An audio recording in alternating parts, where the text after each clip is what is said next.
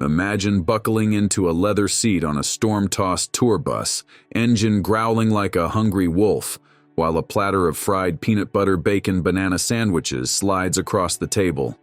Grease splatters the ceiling, laughter rattles the windows, and someone shouts, "That's breakfast, baby!"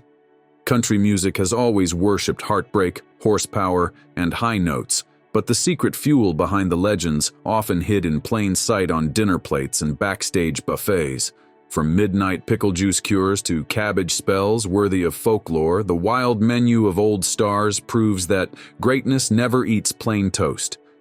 Elvis Presley treated food like an encore, louder, greasier, and bigger than anyone dared imagine. Flight attendants recall him summoning the cook mid-air, demanding a mountain of white bread slathered with peanut butter layered in sliced bananas, finished with crisp bacon, then dunked whole into bubbling butter until the edges caramelized. He could demolish 20 sandwiches before the seatbelt sign switched off, washing them down with ice-cold milk he jokingly called hip-swinging fuel. Grease smeared his aviator glasses, but he claimed the sugar-salt blast revved hips faster than any rehearsal. When the plane landed, crumbs dotted the tarmac like confetti celebrating a king whose court was a kitchen in the sky. Johnny Cash embraced a dawn ritual as black as his wardrobe. Breakfast meant two companions, a scalding mug of coffee so midnight dark it reflected no light, and a rattling bottle of little white lightning bolts he tucked behind the amps. He swore the brew steadied pistol-shaky nerves while the tablets tightened vocal cords like piano wire. Pancakes chilled, bacon congealed, and crewmen watched him prowl corridors humming fresh verses to the tempo of his racing pulse. He preached that real hunger belonged in lyrics, not bellies, because emptiness echoes louder. When doctors pleaded for protein, he brushed them aside with a glare sharp enough to carve granite, then tipped another cup into the furnace of his legend. Loretta Lynn chased glory with bubbles. In every dressing room kitchenette, she simmered chicken thighs in a cauldron of Coca-Cola until the skin lacquered candy brown and the tile floor turned syrupy underfoot. She called the concoction coal miner candy and swore the fizz soaked into her bones, firing shotgun blast notes across arenas. The aroma, half barbecue, half soda fountain, wrapped tired roadies in childhood memories, yet it was strict business for Loretta. She timed the boil with sound check so sugar steam blended with pedal steel twang. When skeptical promoters griped about smoky alarms, she cackled that spilled cola cost less than canceled tickets. Empty cans stacked like silver trophies proved pop, poultry, and perseverance could spin rags to riches faster than a jukebox dial. By sunrise, the bones were gone, the smell lingered, and another coal country miracle sat snug in the history books. Hank Williams Sr. treated whiskey like a stubborn rhyme demanding its own spotlight before any song could continue. If a bottle glowed amber, supper stayed on hold. Some nights it never showed at all. He crumbled saltine crackers into the glass, waited until they bobbed like miniature rafts, then toasted them as country cereal. Bandmates winced, but Hank swore the sting numbed heartbreak and tuned sorrow into steel guitar gold. Hotel maids later found ghostly ring stains etched into nightstands, silent footprints of lonely verses in progress. Those charcoal circles told tales of evenings spent writing hymns to emptiness, while his stomach echoed hollow. Occasionally, a kindly cook delivered hot stew. He blessed the bowl, took 2 spoonfuls, and returned to bourbon, explaining that words floated better in brown fire than in broth. Thunderclouds gathered, but Hank heard only distant applause and the gentle clink of ice guiding him home. Tammy Wynette believed power thrived where mayonnaise met tomato. Before slipping into sequined gowns, she sliced thick beefsteak rounds, painted each face with a snowy swirl of mayo, flicked black pepper like stage confetti, and pressed the halves together into what she proudly dubbed an invisible sandwich. Bread, she insisted, muffled vibrato, so it stayed banished. Assistants hovered with towels while juice threatened satin, yet Tammy chuckled that real drama belonged in vinyl grooves, not laundry baskets. Bumpy miles scattered seeds across rhinestones and somehow sharpened her resolve. She claimed the raw acidity brightened her tone the way heartbreak brightened her ballads, delivering the bite audiences felt in every soaring plea. Nutritionists raised eyebrows, fans raised lighters, and somewhere between tangy drips she found the breath to teach the world how to stand by love. George Jones woke from marathon binges with a groan only pickle-juice could silence. He would shuffle toward the fridge, twist a giant lid, and chug neon green brine in one savage gulp, eyes watering, voice crackling like an old AM radio. When he finally gasped, he declared the salt, chased off every last demon, and dragged his soul back into tune. Managers stacked crates of dill reserves behind amplifiers, a strange insurance policy against the possum imploding before an encore. Fellow singers tried the cure and nearly collapsed, but George belted a high note and winked. Empty jars piled like translucent trophies on the bus, clinking softly around midnight curves, each one a reminder that survival sometimes tastes like sour lightning. Patsy Klein's sweetest comfort grew from lean years when cupboards echoed. She buttered white bread, sprinkled raw sugar until the paste glittered, folded the slice, and called it poor girl pie. During studio breaks, she nibbled the crackling edge, letting childhood scarcity melt into a confectionery hug. Session musicians teased until they tasted one, then fought over extra slices. Producers fretted about sugar spikes, yet every brassy run she delivered afterward felt like proof that a spoonful of defiance sweetens any melody. Bakers in her hometown still print recipe cards, and tourists bite nostalgia, chasing echoes of a voice that turned bread, butter, and crystals into platinum. Waylon Jennings smoked his appetite into surrender. While the band demolished barbecue, he tapped a Marlboro twice, sparked the tip, and announced, "Supper time." Spirals clung to his leather jacket as though trying to read the set list. He could torch 4 cartons during a 7-day sprint, leaving butts snuffed into coffee cups that doubled as ashtrays. Some nights he stirred the grounds with ashes and gulped the mixture, calling it outlaw espresso. Medics counted heartbeats rattling like snare drums, but he laughed them away with a gravel chuckle that rattled chandeliers. When hunger did sneak in, nicotine filled every hollow. Smoke curled, crowds roared, and the diet of embers became legend. Proof that rebellion can dine on nothing and still leave the table full. Dolly Parton practiced kitchen alchemy whenever a television taping loomed. She filled a silver kettle with chopped cabbage, tomatoes, onions, and top-secret seasonings, letting the stew burble until the bus smelled like a state fair left out in the rain. Rhinestones fogged, but Dolly swore one bowl shaved 10 camera pounds without dimming sparkle. Assistants gagged yet slurped spoonfuls anyway, hoping for her shine. She twirled the ladle like a baton and teased, "You ever smelled diamonds cooking?" By curtain time, the lights bounced off her sequins so fiercely skeptics copied the recipe. Her miracle soup joined towering wigs and witty quips on the list of things only Dolly can pull off, proving glamour sometimes rises from cabbage leaves floating in a pot. Willie Nelson trusted dessert more than doctors. A weathered card titled "Special Brownies" rode inside his guitar case like a holy relic. The batter shimmered with emerald flecks smelling of open pasture. Willie claimed one square could unknot decades of road aches and retune a storm-soaked spirit. Before sound check, he sliced a brownie, breathed in, and let warmth spread through calloused fingertips. Technicians learned to label trays lest rookies accidentally levitate through rehearsal. Fans caught a whiff, half chocolate, half campfire freedom, drifting from the wings. When asked about legality, he grinned beneath braided pigtails, saying music and medicine share the same chord progression if you play them slow enough. Those brownies became another verse in the Gospel of Willie, sweet, gentle, and just rebellious enough to taste like tomorrow. Merle Haggard measured distance in chili bowls.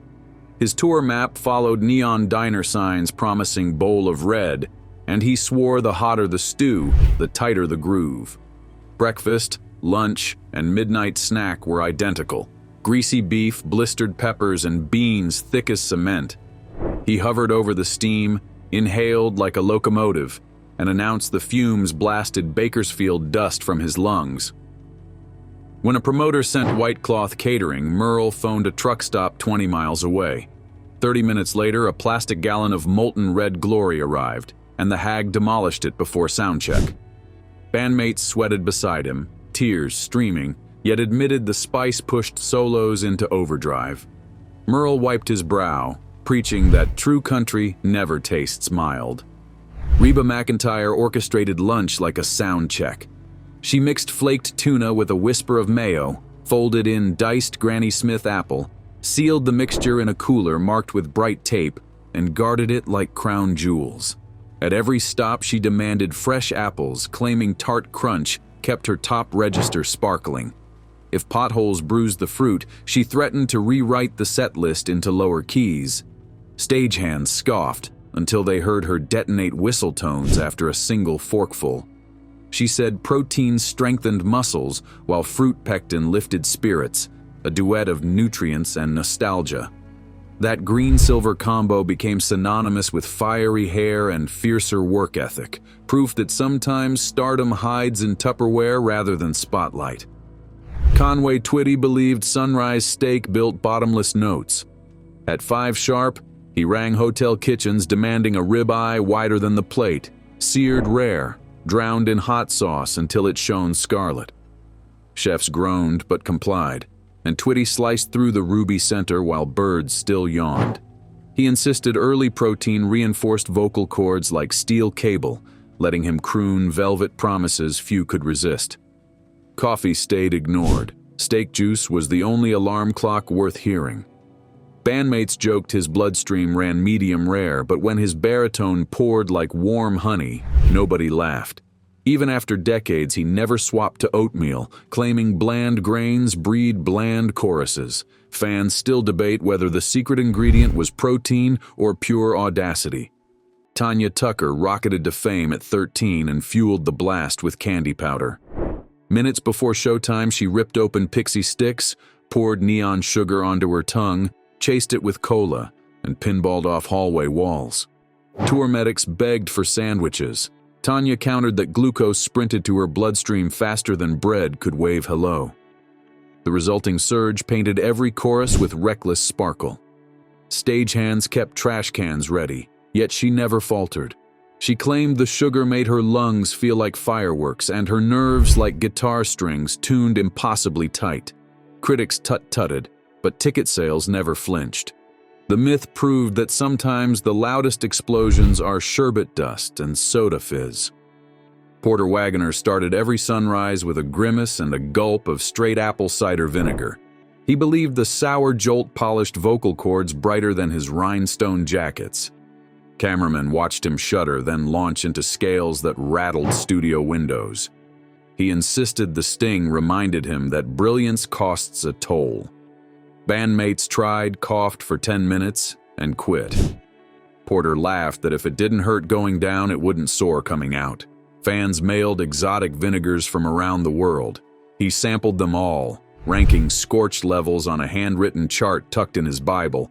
An odd pairing that somehow made perfect country sense. The tang wove into every soaring falsetto, liquid lightning bottled for applause. June Carter Cash balanced road life turbulence with a concoction only she could adore. Vanilla ice cream drowned beneath dill pickle coins. Hotel staff gawked as she stirred crunchy brine into creamy swirls, calling it sweet insanity.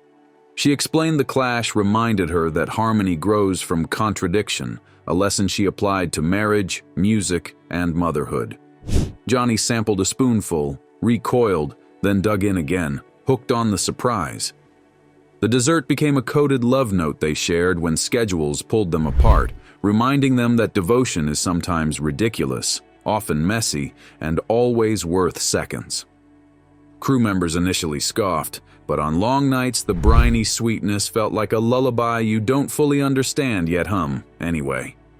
Glenn Campbell chased studio perfection on minimal sleep and zero downtime. Between marathon takes, he cracked open tins of canned spaghetti, ate the noodles cold with a plastic spoon, and sprinted back to the mixing board.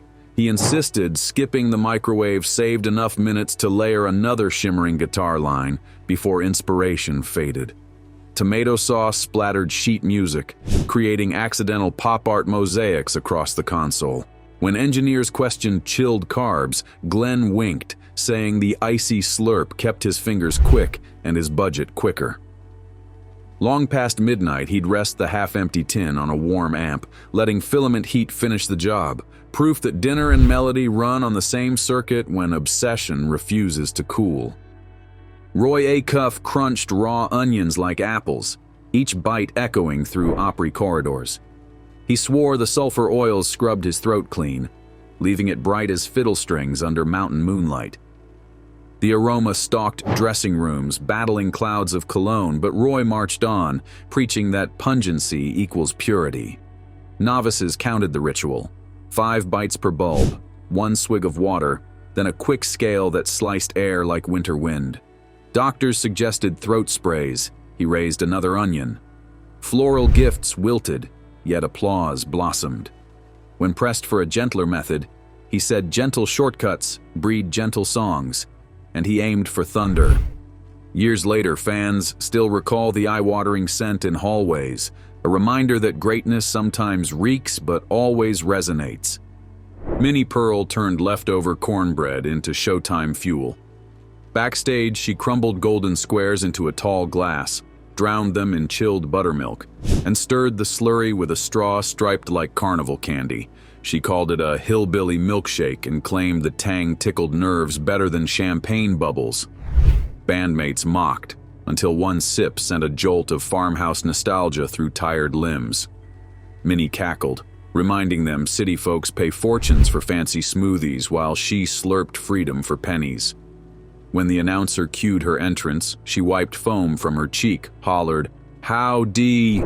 and hit the stage with energy that tasted like home. Even after lights dimmed, crumbs at the glass bottom glowed in spotlight dust, proof that simplicity can sparkle louder than sequins. Life on the road magnified every craving. Blistering asphalt and endless cornfields blurred into a single ribbon, so musicians hunted comfort wherever they could unpack a knife or pop a cooler. One anonymous driver remembers a dawn in Oklahoma when the convoy halted beside an abandoned fruit stand. Within minutes, legends who regularly sold out arenas were elbow-deep in crates of overripe peaches, slurping sunshine that dripped down their sleeves. Someone tuned a guitar, someone else whistled harmony, and the makeshift breakfast turned into a jam session for passing truckers who blinked, waved, and honked along. A handful of peaches soon vanished, replaced by salty jerky pulled from glove compartments, then jars of roadside honey traded for backstage passes. No microphone, no spotlight, just engines idling and voices weaving through humid air thick with possibility.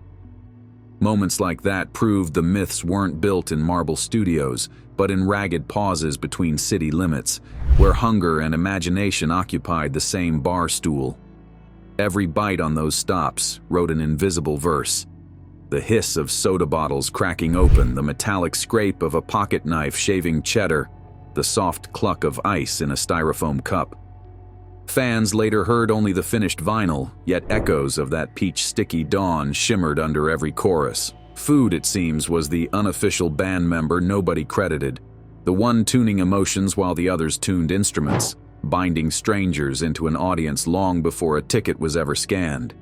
It reminded them that flavor travels faster than fame and that a good story always starts inside an unexpectedly shared meal on wheels. 19 plates now clatter across the jukebox of memory, dripping grease, sugar, vinegar, smoke, and dill. A single bite of any dish whispers its maker's secret. Presley's fried bravado, Cash's caffeine thunder, Lynn's soda sparkle, Wynette's mayo resilience, and Jones's brine redemption. They prove melody feeds on more than metronomes. It chews risk, swallows superstition, and belches legend, daring ordinary stomachs to keep tempo. In that sizzling communion, music tastes gloriously reckless. So the next time a country classic crackles from your speaker, close your eyes and taste the track. Feel pickle brine in the bass line, cabbage soup in the chorus, and brownie warmth in the bridge. Greatness, after all, is courage seasoned to outrageous perfection, savored long after the final note fades. If you enjoyed this video, like and subscribe, and also click the next video shown on your screen.